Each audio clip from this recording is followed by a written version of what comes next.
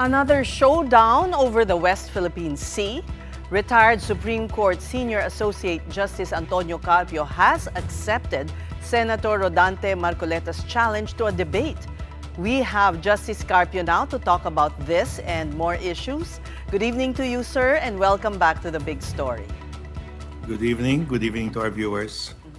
Justice Carpio, there has been an appeal from Senator Lacson not to bite the bait, appealing that a debate with Senator Marcoleta may just affect those now residing in Kalayaan, for instance. Well, that's part of freedom of expression. I don't think it will affect those residing in Kalayaan. This is a debate between two Filipinos. One is saying that there is no such thing as a West Philippine Sea.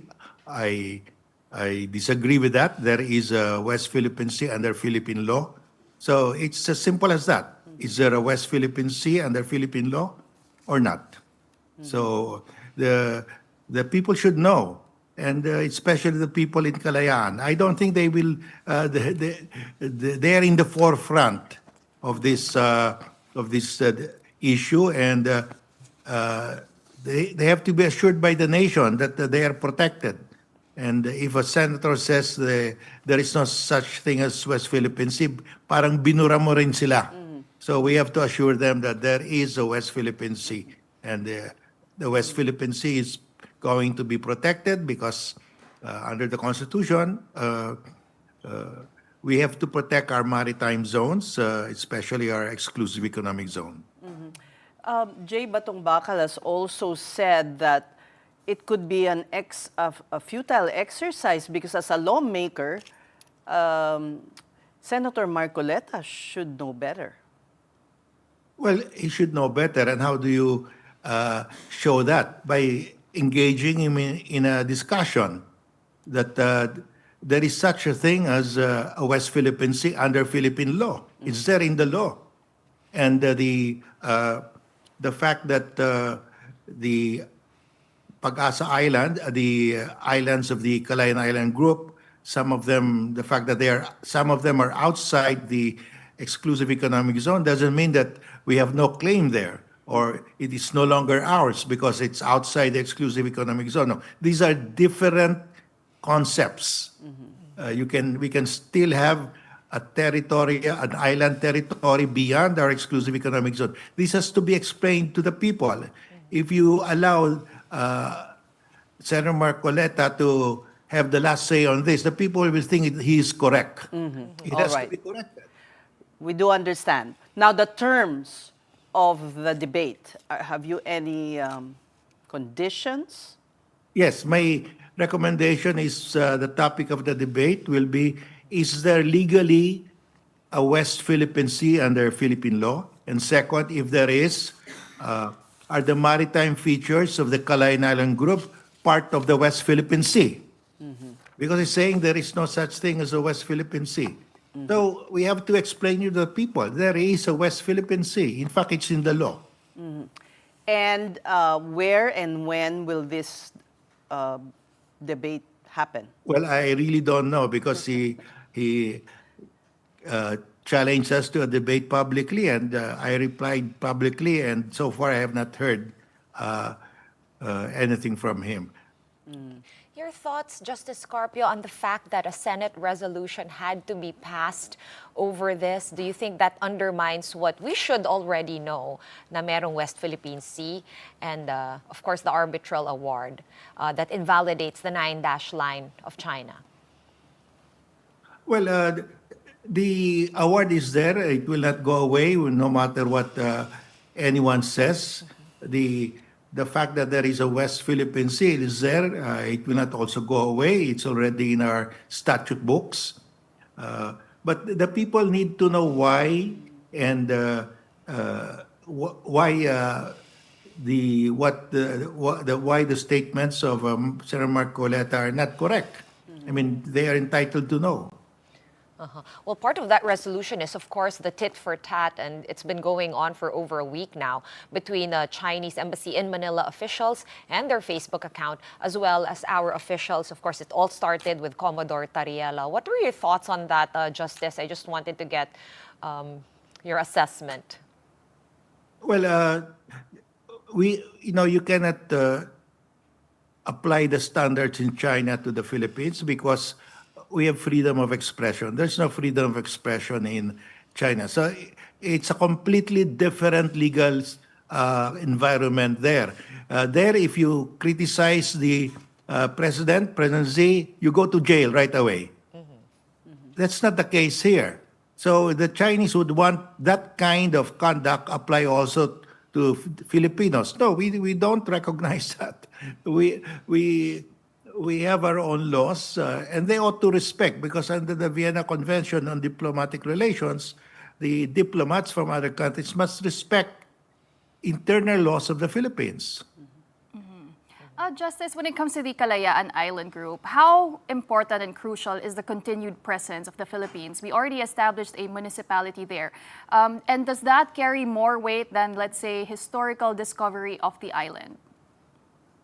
Well, the first to discover the island, of course, were the Filipinos living there in Palawan, because it's very near. And the first map showing that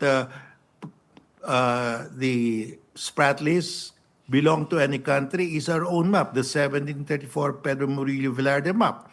That is the first official map of Philippine territory during the Spanish regime, 1734, and it shows there already the Spratlys called Los Baos de Paragua, the shoals of Paragua, Paragua being the Spanish name for Palawan. There is no earlier map from Vietnam, from Malaysia, or from China showing that the Spratlys belong to them. We have the oldest map. And not only one, but several. 1808, Carta General del Archipelago Filipino, it's there. 1875. The first map that China can produce showing that they claimed the Spratlys and the Scarborough Shoal is their 1947 map. 1947, that's after World War II.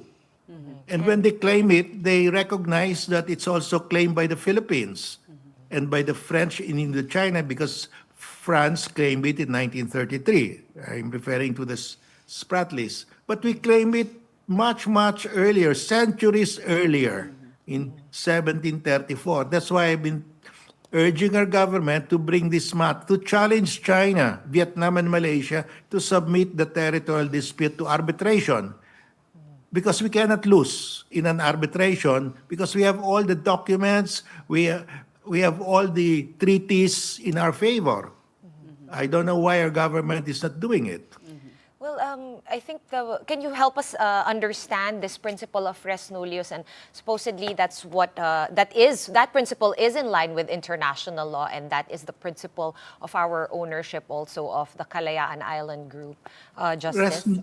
Res nullius means a property that is not claimed by anyone, or a land that is not claimed by any state, res nullius. So we were the first to claim it in 1734. In 1734, no other country claimed the Spratlys. We claimed it. We put it in the map of 1734, the first official map of Philippine territory. You can see there Panacot, that's Scarborough Shoal. You can see there Los Baos de Paragua, that's the Spratlys. And that was followed by the 1808 Carta General del Archipelago Filipino, the second official map of Philippine territory during the Spanish regime. And that was again reiterated in the 1875 Carta General del Archipelago Filipino, the most complete and detailed map of Philippine territory during the Spanish regime, and the last one that the Spaniards issued. And the Americans, when they came here, they found that map to be so detailed and so complete that they adopted it in 3 editions. And unfortunately, we don't have an original print of this map. Our public libraries and public museums don't have a copy of this map. the 1875, which is really the map that the Americans recognize as the Philippine archipelago, and also the map that the Spaniards recognize as the Philippine archipelago. So two colonial powers of the Philippines spanning 381 years agree that this is the map of the Philippine archipelago. Justice, That 1875 Carta General.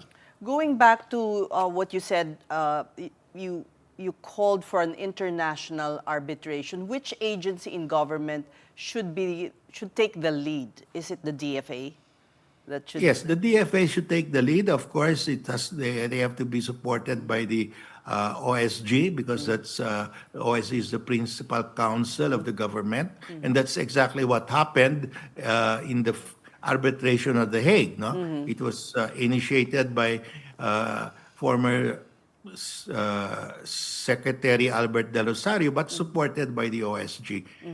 But at the end of the day, it's really the president who will decide whether to file that arbitration or not. And so far, we don't hear anything from the president. Could it be because we are hosting the ASEAN and they don't want to rock the boat? Well, they could have called it much earlier. It could have been called much earlier. I don't think that it has anything to do with ASEAN. It's a matter of political will. Do we want to bring China to arbitration? Because the last time we did, we won overwhelmingly. And when we filed that, people were saying, why are you suing China? You cannot win against a nuclear armed state. It's a very a bigger country, richer country than the Philippines. But we won. And I think we will win again this time, because we have all the documents, the maps, we have the oldest historical maps supporting our claim.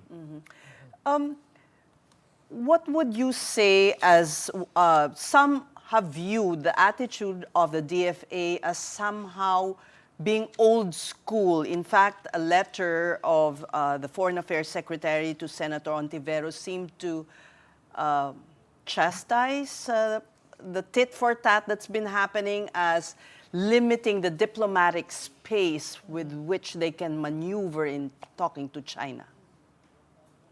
Well, filing an arbitration is part of diplomacy. It's one of the tool sets of a diplomat. You have negotiation, mediation, and finally you go to arbitration. But some of our diplomats are not too comfortable with arbitration because it involves a legal case, and many of them are not lawyers. But that is really part of a toolkit of a diplomat. So this That's your would last be- resort.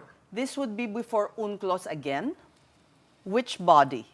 No, this will be for the ICJ, because UNCLOS, there is a compulsory dispute settlement mechanism, but that involves only maritime disputes. This is a territorial dispute, and if we file before the ICJ will ask China, do you agree to submit yourself to arbitration?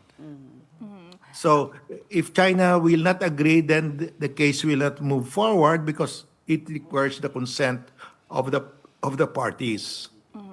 Justice, what are your thoughts on a code of conduct? Some are optimistic that one could be created as we host the ASEAN summit. But is that feasible right now, Justice? And under what conditions can it actually protect our interests as a nation? Well, I think the code of conduct is dead in the water, because we will not sign a code of conduct unless it includes the arbitral award, and China will never agree. And Vietnam will not sign a code of conduct unless the paracels are included. We will not sign a code of conduct unless the Scarborough Shoal is included. And it's a trap, because if we sign the code of conduct, that means that all other countries cannot build anymore. But China has built so much already, and that will legitimize what China has built. So that's why it's important that we include the arbitral award there. Otherwise, we would be handcuffing ourselves, because the code of conduct will say nobody will build new structures, but China's built everything, and we have not. And that will actually legitimize all what China has built, which are all illegal because they were built on our exclusive economic zone or on our territory. Going back to, taking this territorial dispute to the ICJ, Justice Carpio, how would that look like? Because we'd have to contend with not just China, but also Malaysia, Vietnam, and all the other countries that are laying claim to some parts of the Spratly Islands. We're not doing it as a whole, or do you suggest doing just the part that's near us, or the whole thing? Well, we can challenge everybody, Vietnam, Malaysia, and China. And, among ASEAN countries, arbitration on territorial disputes has been very common. Malaysia and Singapore agreed to arbitrate on who has sovereignty over Pedra Blanca. Malaysia and Indonesia agreed to submit to arbitration who has sovereignty over Sipadan and Ligatan. I mean, this is common. This is usual among ASEAN countries. So let's move in that direction. At least among Vietnam, Malaysia, and the Philippines, we can submit this to arbitration. And we are left only with one country who's opposing us if we win in that arbitration. And I think we will win because we have the oldest title. Why But, do you but Go if ahead. China does not wish to submit, then we have narrowed the dispute to between China and the Philippines. And that's a big improvement. And if you were to take your best guess, Justice Carpio, why do you think no one has taken the Spratly issue to arbitration? At least it would seem that the Marcos administration has wholly embraced, siding with international law and following the rules-based international order. Why do you think? Well, first of all, it requires a lot of work. It requires a new outlook, a new way of looking at things, because the diplomats would always like to negotiate and discuss, but this one is litigation, actually.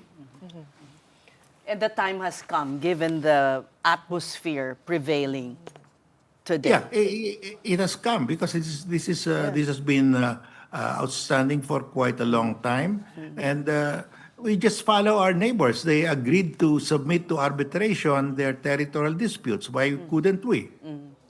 Well, just have to deal with the debate first between you and Senator Marcoleta. What if he won't respond? I have not received any response. So kung wala po, paano? Well, I cannot debate with myself only. Perhaps, educating those who are in their camp or their, how would you call it, followers. Yeah, I regularly... With a lecture or some... Yeah, I regularly give lectures on Philippine Island territories in the West Philippine Sea. I do that for the lawyers. I can invite them if they want. Meron deadline ba? Shall we give them a deadline, Justice? To respond to your acceptance? Well, I would rather not give a deadline because I really want this discussed so the public will know. And like in any debate, will there be, A mediator? mediator, course, time yeah. limits, and all that? Will Yeah, it be conducted? Go ahead, Yeah, of Senator. course. Justice. There has to be a moderator. There will be a time limit for you to deliver your main arguments. You can rebut. That has to be organized that way. Otherwise, it will be chaos. Well, I think we will have a blockbuster just in case it pushes through. Abangan. Abangan. Thank you so much for talking to us. That was retired Supreme Court Senior Associate Justice Antonio Carpio.